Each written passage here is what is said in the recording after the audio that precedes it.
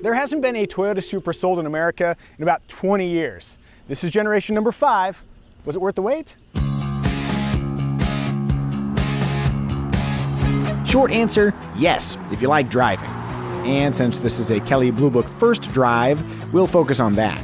Let's start with power.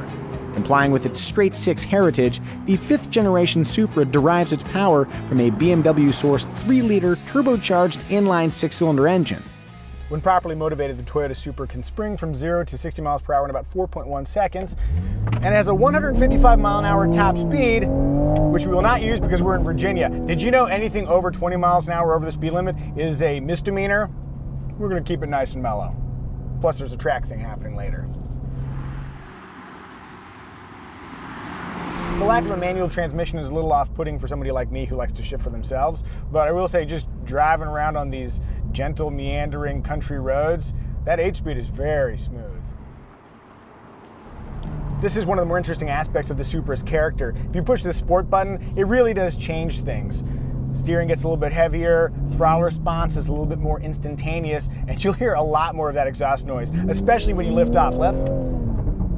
You hear that? That's an unfortunate sound and facial expression I made.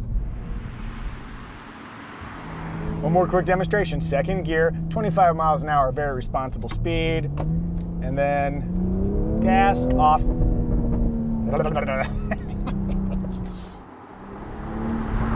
That perpetual crackling and rumbling might get old after a while, but if you like every aspect of sport and you don't like the exhaust sound, then you can just customize that with the sport individual setting. It's customizable. How nice. On less than perfectly smooth public streets, there's a little bit of a seesaw action over bumps because of the short wheelbase, but that short wheelbase does pay dividends when cornering. The super wide track helps too. One-lane bridges, super aggressive police force. It's probably time to go to the racetrack.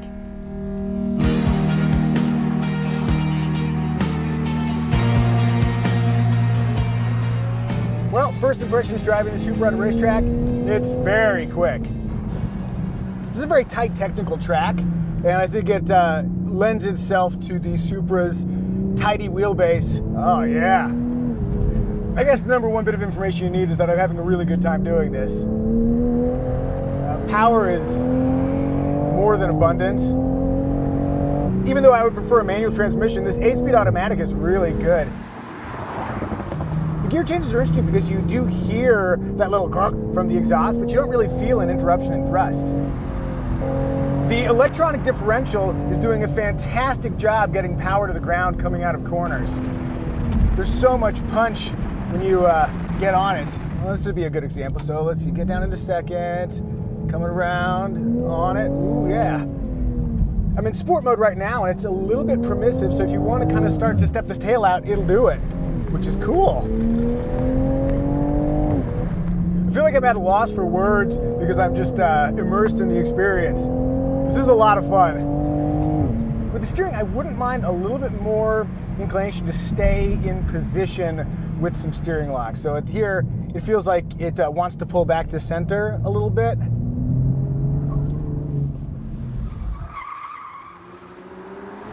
Let's see how the brakes do. Coming up quick and hard brake. Now these 4 cars have been beaten on all morning, but it's good braking power. Could stand to be just a little bit firmer.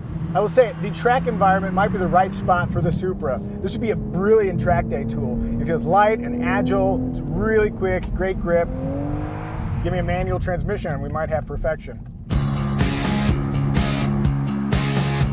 Based on first impressions, yes, the Toyota Supra packs enormous fun potential on track and on winding roads in any state besides Virginia.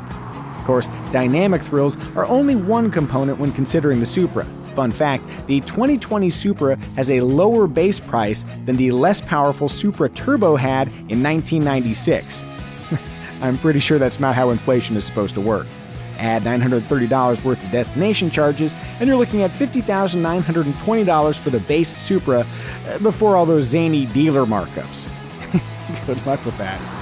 What's great about the Supra is that even the cheapest version gets all the cool performance bits. an electronic locking rear differential, adaptive dampers, 13.7-inch front brake discs with 4-piston Brembo calipers, and staggered 19-inch Michelin Pilot Supersport tires.